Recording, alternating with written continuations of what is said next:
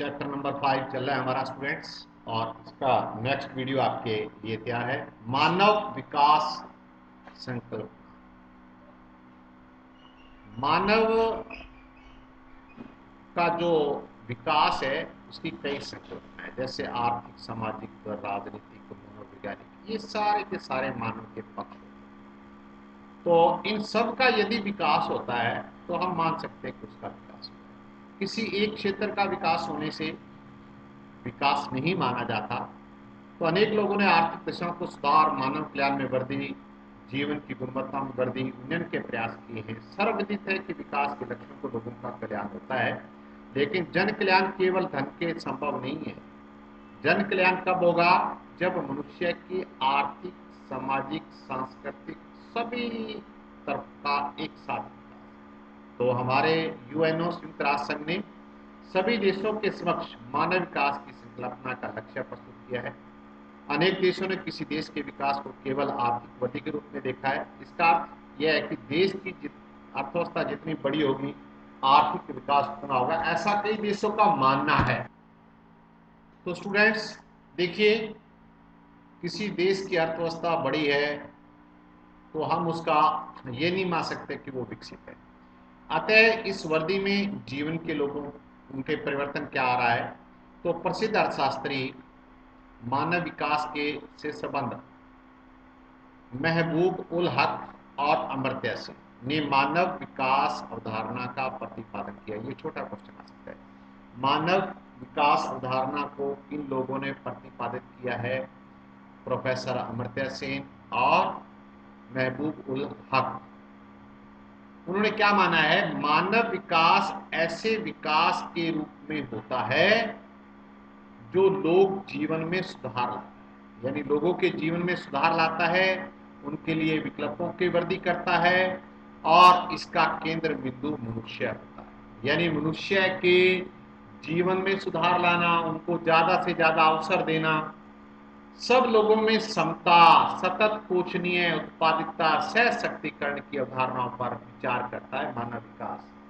समता यानी सब लोगों को बराबर का हक, सतत पोषणीय, आज भी मिल रहा है, आगे भी मिलेगा, सारी पीढ़ियों के लिए वो पोषण करेगा। ऐसा नहीं कि आज उसका दोहन कर लो और बाद में। उत्पादन और उत्पादिकता दो चीज होती है। उत्पादन होता है कुल ग्रॉस, जैसे ये इसका है, आपने कह दिया कि 50 किलो गेहूं हो गया, और हम कह दें कि प्रति हेक्टर कितना उत्पादन हुआ, प्रति व्यक्ति कितना हुआ, वो उत्पादिकता है। सहशक्तिकरण की ये अवधारणाओं के ऊपर ये बल देता है कौन? मानव विकास। मानव विकास सूचकांक संयुक्त राष्ट्र संघ ने पहली बार 1990 में HDI रिपोर्ट के अनुसार लोगों के इस चीज का आकलन किया। उन्होंने माना कि मानव विकास को केवल मात्र लोगों की आय और पूंजी में विस्तार करना ही मानव विकास नहीं है, जबकि मानव की क्षमताओं में वृद्धि करना, उनके जीवन स्तर में वृद्धि करना, उनके प्रत्येक विकल्प में वृद्धि करना ही मानव विकास है। मानव विकास देखिए, लोगों की पूंजी आय का विस्तार नहीं, तो मानव के कार्य प्रणाली क्षमता में वृद्धि का माध्यम है। दूसरे शब्दों में लोगों के जीवन के विकल्पों में परिवर्तन की प्रक्रिया, जन कल्याण के स्तर को ऊपर उठाना मानव विकास है। देखिए, नॉर्वे का 0.995, यानी ये 0 से लेके 1 के बीच में होता है। कितने? 0 से लेके 1 के बीच में होता है। तो नॉर्वे का सबसे ज्यादा है स्टूडेंट्स। देखिए, नॉर्वे का आपने देख लिया सबसे ज्यादा, फिर ऑस्ट्रेलिया आ गया। अब भारत ढूंढो 20वें नंबर पर। भारत का है 0.554। तो देखिए, नॉर्वे का कितना है? 0.995, यानी ये 0 से लेके 1 तक के बीच में ही होगा। 0 से लेके 1 के बीच में होगा। अब देखिए, अगर अपने देखें, जर्मनी का 4 नंबर पे है, जापान 7 पे है, अरे अर्जेंटीना 10 पे है। तो ये अलग अलग क्रम दिए हैं, और उसकी सभी क्षेत्रों में मानव के विकास, शिक्षा, स्वास्थ्य, सब चीजों की तुलना करके ये निकाला जाता है।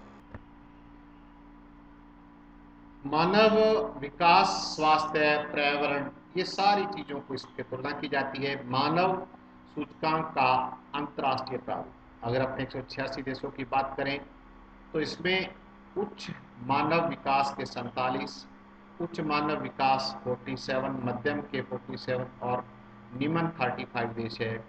उच्च मानव सूचकांक अगर 0.71 से ऊपर है तो उच्च काउंट होगा, जिसमें 94 देश है। मध्यम 0.5 से लेके 0.7 तक, क्या आ गया बीच में, जैसे इंडिया इसमें आ गया। तो अलग अलग इन्होंने कैटेगरी बांट दी। 0.71 से ऊपर उच्च हो गया, 0.5 से लेके 7.7 तक कितना हो गया बेटा, मध्यम हो गया। और 0.5 से अगर कम है, जैसे 35 कंट्रीज है, तो ये निम्न मानव विकास सूचकांक है की श्रेणी में है। तो ये अलग अलग समझ में आ गया। अगर अपने निष्कर्ष निकालें, मानव विकास में नॉर्वे, ऑस्ट्रेलिया, अमेरिका ये उच्च वाले हैं, कांगो और ये न्यूनतम स्तर वाले हैं। यानी इन देशों को अपने न्यूनतम मानेंगे, ऊपर वालों को अधिकतम मानेंगे, और ये बिचाड़े हैं भैया। भारत बीच वाला आ गया, भारत, पाकिस्तान, बांग्लादेश, एशिया के जो आसपास के देश हैं, तो ये बीच में है। स्टूडेंट, चैप्टर आपका कंप्लीट हो चुका है। अगर महत्वपूर्ण बिंदुओं की बात करें, एक मानव समुदाय अपने स्थान को त्याग कर अन्य स्थान पर जाकर बसता है, प्रवास कहलाता है। विश्व में एक महाद्वीप से दूसरे महाद्वीप में अंतर्राष्ट्रीय प्रवास कहलाता है। एक राज्य से दूसरे राज्य में राज्य प्रस्ताव कहलाता है। स्थानीय में एक जगह से दूसरे स्थान पर जाए। वर्तमान प्रवास रोजगार के लिए कर रहे हैं। प्रवास के कारण क्या होता है, जनसंख्या बिगड़ रही है। प्रवासन से संस्कृति का प्रचार होता है। तो इस प्रकार से ये आपका चैप्टर पूरा हो चुका है, समझ में आ गया होगा। और इसको अध्ययन करके क्वेश्चन आप कर ले में, जो क्वेश्चन आपको समझ में ना आए पूछ ले में। धन्यवाद।